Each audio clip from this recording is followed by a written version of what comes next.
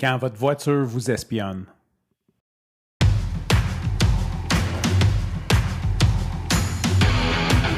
Il aime le code.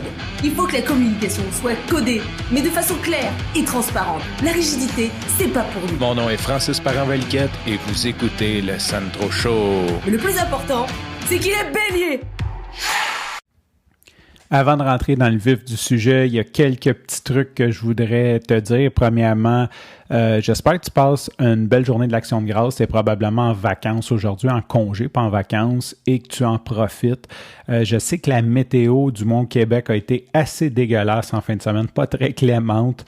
J'ai des personnes dans mon réseau de contacts qui faisaient Bromont Ultra et beaucoup de donut finish cette année à cause de la météo. C'était juste trop dégueulasse. Bref, je souhaite que tu en profites beaucoup quand même parce que c'est le fun, les longs congés de 3 jours. Et le prochain, c'est dans 2 mois, c'est à Noël.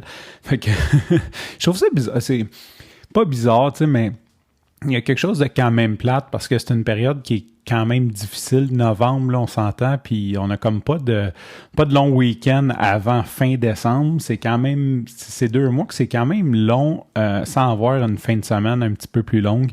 Je crois qu'on devrait rajouter une journée de congé férié.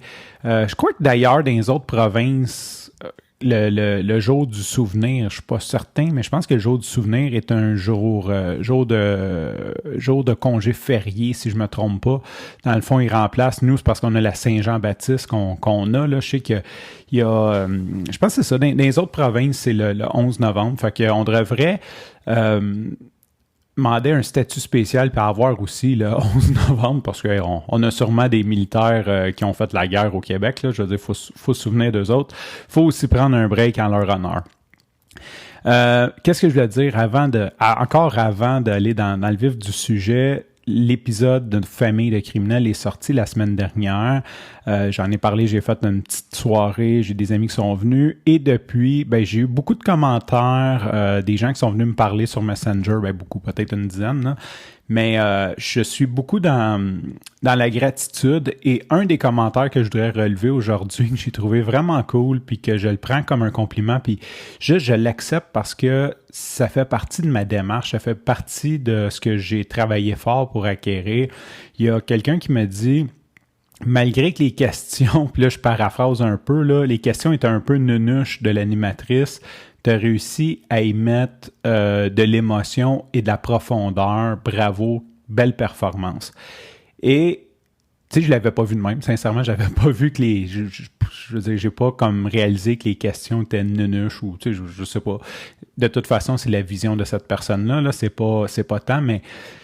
Puis je me suis dit, ouais, ça c'est... Merci parce que ça fait 5 ans que je podcast, ça fait 5 ans que je m'intéresse à comment poser les bonnes questions pour que les gens aillent dans l'émotion, que je podcast à tous les jours, que je me pratique, que je suis calme, que...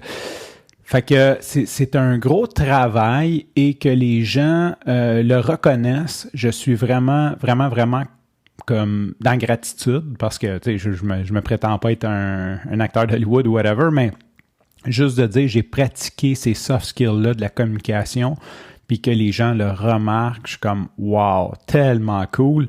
Et ça fait un super bon segue vers ce que je veux te parler aujourd'hui, en fait. C'est que ce matin, d'ailleurs, je sais que l'épisode est passé plus tard, c'est une autre édition d'un café avec Sandro parce que j'enregistre le matin au lieu d'enregistrer le soir pour le diffuser le lendemain. Ce matin, je me lève, j'ai une notification de YouTube, une recommandation et c'est une vidéo de TVA Nouvelles. Moi, j'écoute pas TVA. J'écoute pas les nouvelles. Fait que là, je trouve ça comme un peu bizarre que l'algorithme de Facebook, de YouTube, me suggère ça. Je clique dessus, puis c'est écrit « Quand votre voiture », puis les 3 petits points. Et je clique dessus, et c'est écrit « Quand votre voiture vous espionne ». Et là, je vois qu'il y a Steve Waterhouse, qui est un spécialiste en sécurité informatique au Québec, que je suis sur LinkedIn depuis plusieurs années, et un chroniqueur automobile, et il parle des voitures connectées, du danger des voitures connectées. Oh, mon char m'espionne, c'est sûr. Tu peux y parler, tu peux y poser des questions, il peut t'enregistrer aussi. Mais de toute façon, c'est pas ça le point. je me suis laissé tenter. Je dis, écoute, je vais l'écouter. C'était comme 5 minutes l'entrevue. C'est genre un extrait d'une émission en direct de TVA Nouvelles. Fait que j'ai dit, OK, je vais l'écouter, je vais lui donner une chance.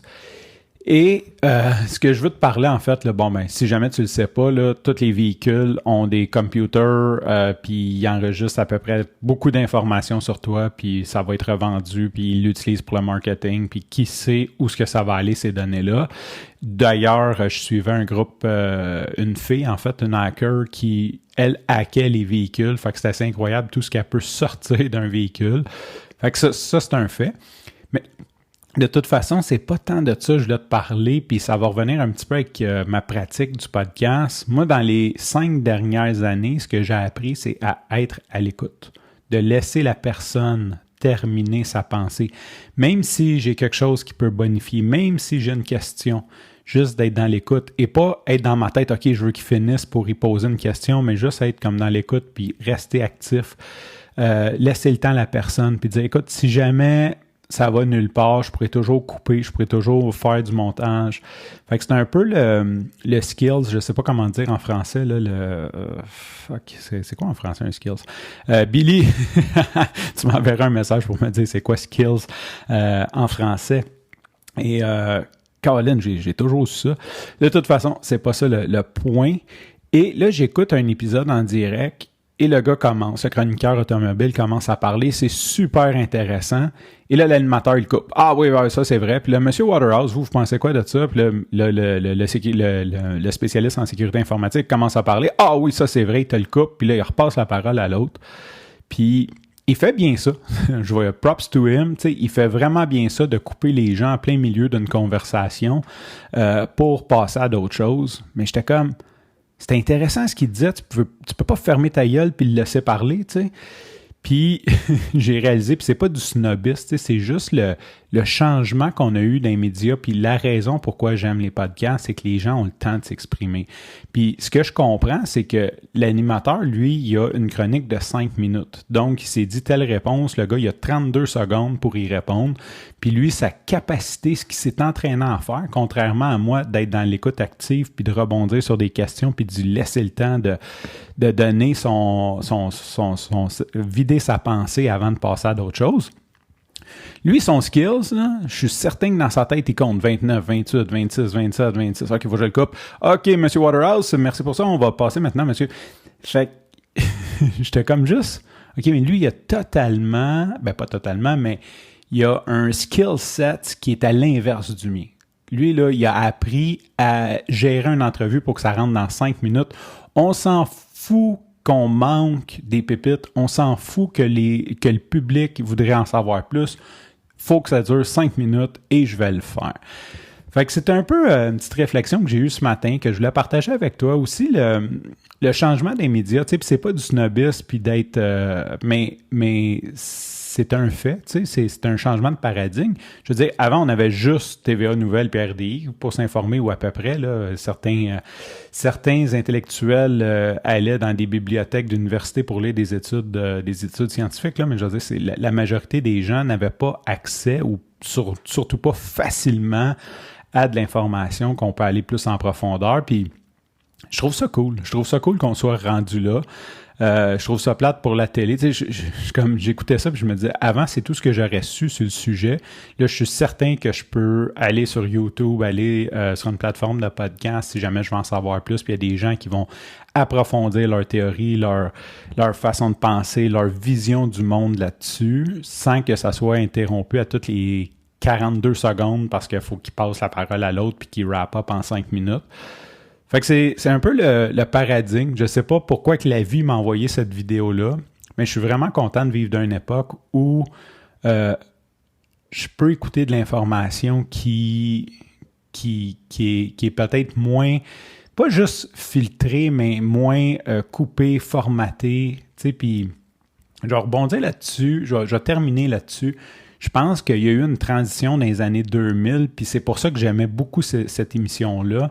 Là, ça doit faire 10 ans que je n'ai pas écouté ça là, depuis que ma fille est née, mais avant, le dimanche soir, j'écoutais Tout le monde en parle, puis c'est ce que j'aimais de Tout le monde en parle, c'est que même si c'était formaté, même si c'était coupé, les gens avaient quand même une tribune de 10-15 minutes pour aller dans le fond de leur pensée et non juste un stun de 2 minutes où ce que ça a été coupé hors contexte, puis tu comprends comme plus ou moins.